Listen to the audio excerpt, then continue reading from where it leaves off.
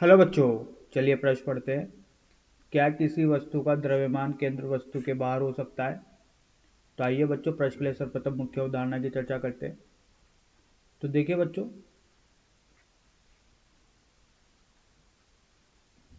अगर द्रव्यमान केंद्र की बात की जाए तो यह एक ऐसा बिंदु होता है बच्चों जहां पर उस आकृति का पूरा द्रव्यमान क्या मान लिया जाता है? केंद्रित मान लिया जाता है। तो देखिए बच्चों, ये एक कोई एम द्रव्यमान की वस्तु है बच्चों। अब देखिए बच्चों, यहाँ पर इसका एक बिंदु है, इसी को बच्चों बोला गया है कि द्रव्यमान केंद्र। तो इसको इस प्रकार से परिभाषित करते हैं कि किसी भी आकृति का वो बिंदु जो कि बच्चों वहां पर उस पूरे आकृति का द्रव्यमान क्या मान लिया जाता है? केंद्रित मान लिया जाता है। इसे द्रव्यमान केंद्र बोलते हैं। बच्चों, जो द्रव्यमान केंद्र होता है, ये द्रव्यमान केंद्र ऐसा कोई जरूरी नहीं है कि उस आकृति या उस वस्तु के अंदर ही उपस्थित हो। ये द्रव्यमान केंद्र बच्चों बाहर भी हो सकता है और ये अंदर भी हो सकता है। ये बाहर और अंदर निर्भर करता है बच्चों उसके आकार और आकृति पर। तो आइए बच्चों प्रश्न के लिए मुख्य हल पर चलते हैं। तो देखिए बच्चों, यहाँ पर बोला गया है कि किसी वस्तु का द्रव्यमान केंद्र वस्तु के बाहर हो सकता है क्या? तो बच्चों इसका उत्तर होगा जो कि हाँ होगा, एक शब्द में बोला जाए। और अगर इसको विस्तृत रूप से देखा जाए तो देखिए बच्चों, जो द्रव्यमान केंद्र होता है ये आकृति पर निर्भर करता है। अलग अलग आकृति के लिए जो द्रव्यमान केंद्र होगा बच्चों वो अलग अलग दिया जाएगा। अगर बच्चों यहाँ पर बात की जाए दूसरे तरीके से, तो द्रव्यमान केंद्र के वितरण द्रव्यमान के वितरण पर भी बच्चों द्रव्यमान केंद्र निर्भर करता है बच्चों। जहां पर देखिए, अगर जहां पर द्रव्यमान ज्यादा है, ठीक है, तो देखिए वहां पर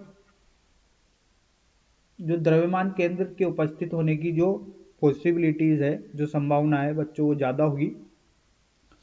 तो देखिए बच्चों, आकृति दो प्रकार की होती है, एक तो सममित होती है और एक असममित होती है। मतलब सममित आकृति जिन्हें सतत आकृति भी बोलते हैं बच्चों। देखिए बच्चों, यहाँ पर ये एक वलय है जिसकी केंद्र से दूरी बच्चों आर है। सभी द्रव्यमान के लिए केंद्र से दूरी बच्चों यहाँ पर आर दी जाएगी। तो इस प्रकार की आकृति को बच्चों सतत आकृति बोला जाता है। तो बच्चों देखिए, इसके लिए जो यहाँ पर द्रव्यमान तो बच्चों इसके इस सतह पर है, लेकिन बच्चों जो इसका द्रव्यमान केंद्र होगा बच्चों वो इसके केंद्र पर ही उपस्थित होगा। तो यहाँ पर बच्चों ये द्रव्यमान के अंदर द्रव्यमान केंद्र होना जरूरी नहीं है बच्चों, ये उसकी सततता पर निर्भर करता है कि वो सततता किस बिंदु पर आधारित होती है। इसी तरीके से बच्चों अगर वर्ग के लिए देखा जाए तो ये एक वर्ग होता है बच्चों।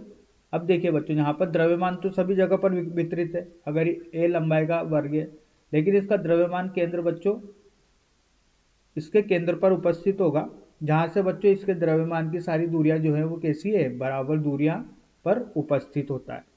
अब देखिए बच्चों, यहाँ पर अगर वलय की बात की जाए तो ये एक वलय का निर्माण करते हैं बच्चों, ठीक है। तो बच्चों यहाँ पर वलय के लिए जो द्रव्यमान होगा वो इस जगह पर उपस्थित होगा। इसका द्रव्यमान यहाँ पर बच्चों इसका द्रव्यमान जो है वो वितरित हो रहा है, ठीक है। तो इसके द्रव्यमान का वितरण तो सिर्फ इतनी सी जगह में रहे, लेकिन इसका जो द्रव्यमान केंद्र होगा वो इस जगह पर होगा। तो ऐसा कोई जरूरी नहीं है कि वहां पर जहाँ द्रव्यमान वितरित हो वहां ही द्रव्यमान केंद्र उपस्थित हो। बच्चों ये उसकी सततता या सममितता पर निर्भर करता है।